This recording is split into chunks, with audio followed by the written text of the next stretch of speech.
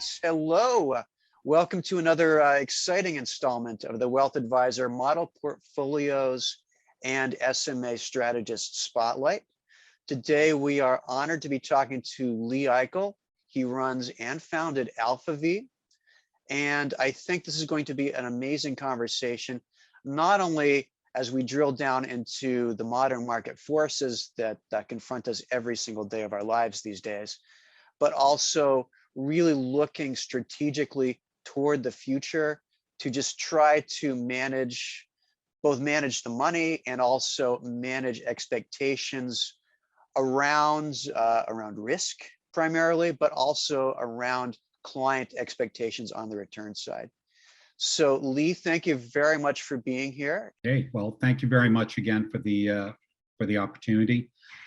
AlphaV is probably best known for its risk management approach, our research, a lot of institutional caliber models that we build and deploy in ETF vehicles, on TAMP platforms, etc. We have some institutional notes that are also out there.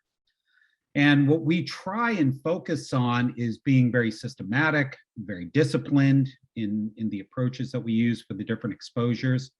For the registered investment community, lately it's all been about risk.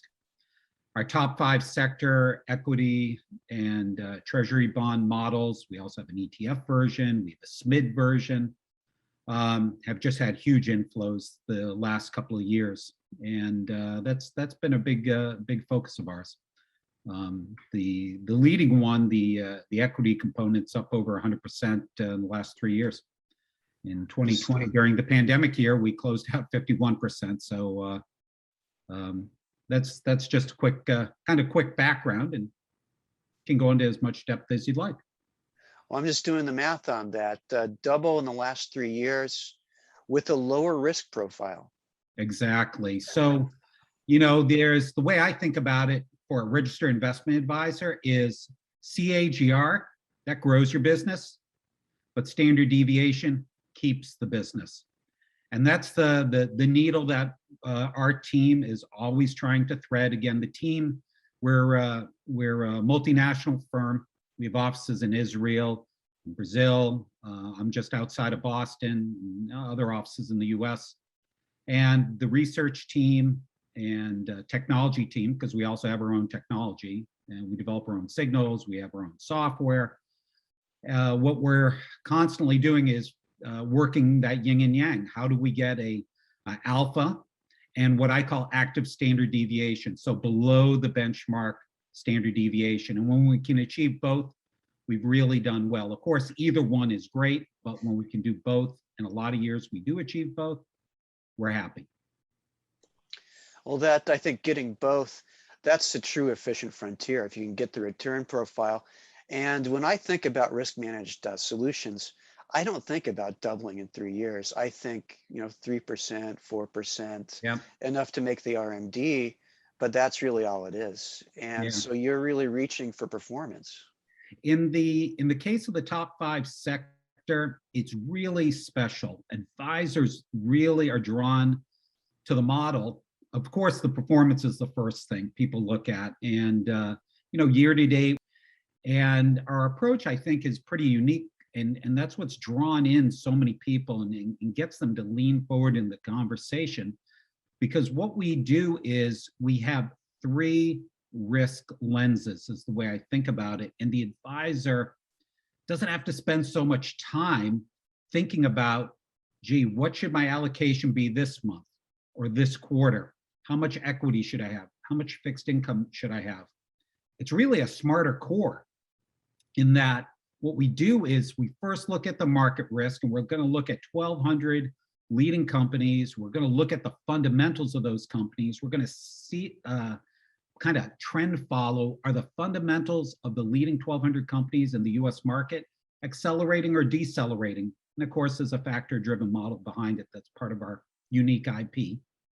And based on that, every 90 days, we're going to determine an allocation percentage that could be between 0 and 100%. In 2020, by the way, we had that case where we actually went full treasuries and full equity, But most of the time, putting aside the pandemic year, we're in some blend. About 80% of the time, we're in some blend of equities and treasuries. And once we determine that, then we get to the second phase where we look at what are the right 5 sectors. As you know, if we invest a lot, say in energy, and energy is out of favor, or financial, and financials are out of favor, what'd you do? You caught a falling knife. You really didn't do justice for your partner. So we, again, have a multi-factor driven model, looking at each sector by sector, selecting the 5 sectors that are most likely going to accelerate. Let's stop there for a minute. Think about 2020 and this approach. Half the economy was doing great. Tech was doing great. Healthcare was doing great. Other sectors, terrible, real disaster. But the approach is durable. That's the key. Finding that the half of the economy that's most likely to accelerate, and then we get into selection. I guess there's a two-pronged question here. What makes their eyes light up? And then what are the types of people who think, oh, this is not for me, I don't need this? So the first part, I think what lights them up first, as I said, is how'd you do it? Look at the performance. There's live performance. You're on all these platforms. This is also, by the way, there's public tickers for these. You can go on cboe.com or Bloomberg or FactSet and Google Finance, and you can follow along. Of course, you don't have the constituents to trade, but we put out a public index so people can see the performance every day. And of course, the performance is third-party audited, and we directly index it as well. So larger advisors sometimes subscribe directly to us if they're not using one of the platforms, or they're on a platform that we're not, or a broker-dealer, et cetera, kind of relationship. So that's really what lights them up to start, is performance. But it's differentiation. They have a different story to tell. It's unique. And that advisor who has been commoditized by ETFs and buying SPY, they now have something that performs better than the market, with lower standard deviation, with a much more logical story. Again, a lot goes into this. Every 90 days, we pull the levers and keep turning the grinder, if you will, to pull the research together. But they don't have to get in those weeds, and that saves the advisor a ton of time. And I think that's been the most attractive part. They get differentiation, they get the performance they're looking at, they can sleep at night because it's a true risk managed strategy. It's not a, one size fits and it runs off the rails, next quarter. It's dynamic. The variable part to the treasury allocation, people like. People understand certain sectors are in vogue and not in vogue. They like that part. So it's a lot of the common sense things, but you don't have to build a basket and cross your fingers. It's an all-weather type of research and model. Well, I appreciate that. And there's a lot going on there. I love the differentiation piece, because that is a piece of collateral any advisor can print out, show the prospect, show the client right away. Exactly. Because the clients at this point know that I could just buy the SPY from Vanguard or whoever and get a certain type of ride. Why am I paying the advisor an extra fee for a better ride? Exactly. And do you have any kind of collateral that makes that easy for the advisor? Oh, of course. There's pitch decks, there's fact sheets. We do quarterly webinars. We're on, all the research is backed up. If you go on alphav.com, there's a series of white papers on our risk management approach, because it's very unique to AlphaV. We call it fundamental momentum, not price momentum, but fundamental momentum. And in fact, the CFA Institute wrote up a series of 4 white papers. You can download those on alphav.com or at the CFA Institute also. So there's plenty of collateral. The CFA Institute wrote you up. Yeah. That's great science. And so I imagine a lot of people are trying to reverse engineer what you've done. Good luck. Well, no, I like that, because you've talked a little bit about the science, and I imagine there's incredible science back there. There's also a human component because you are, at the end of the day, pushing a button, some stocks, not others, some sectors, not others. Is there anything you can share on sort of the process? How Sure. does all that play together? No, we're quite transparent. In fact, we're so transparent on the process. Anyone can download our methodology. Just like you do with an ETF, there's always a methodology document. Alpha V is fully transparent. We issue methodology documents to all the leading exposures and research we do, because remember, we're not just about the top 5 sector model. We have a mega cap model. We have a quality yield model that's amazing. There's a number, and you can just go on alphav.com/strategies and see. So, but to your point, what's the approach? So again, there's 3 risk lenses. The first one is market risk. Aggregate the leading over 1,000 companies, follow trend lines that we plot out every 2 weeks, kind of taking the temperature check of the market, looking at fundamentals to see if they're accelerating or decelerating. And then based on that, we kind of plot it in 2 axes. We look at growth and value, or quality and value, excuse me. And the intersection of these 2 signal points tells us what our exposure should be, meaning how exposed to equities do I want to be?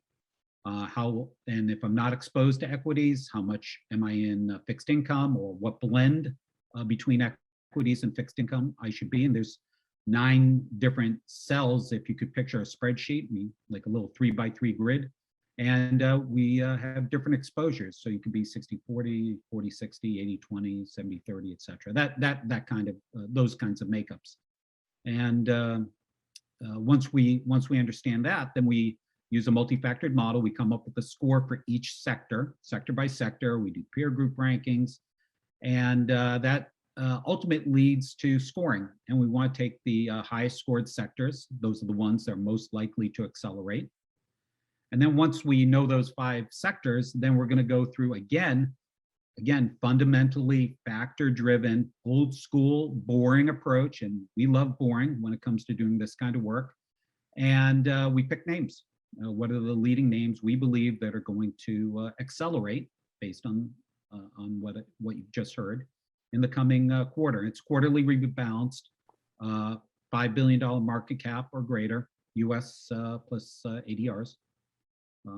Yeah, that's kind of the research methodology at a very high level. If you want to get into the weeds, go to cboe.com, click on indices, look up Alpha V, and take a look at the top 5 sector or ESG strategies or income strategies. Well, I think people on this call who want to get into those weeds have probably already opened the other window and they're busy crunching those numbers, because I'm thinking through this entire system, and you had me at risk lenses, because to me that's something I can plug into a risk questionnaire and start segmenting the client base, some for you, some over here. And suddenly my compliance problems, they don't quite go away, but I can sleep better just knowing that this is suitable for what the client has told me they want and for how the market is changing, because I imagine these are dynamic too. Exactly. It is the definition or the embodiment of a dynamic strategy. So it's disciplined, it's systematic. The approach is very, very robust that we do. It has a great track record, live, historic, and audited.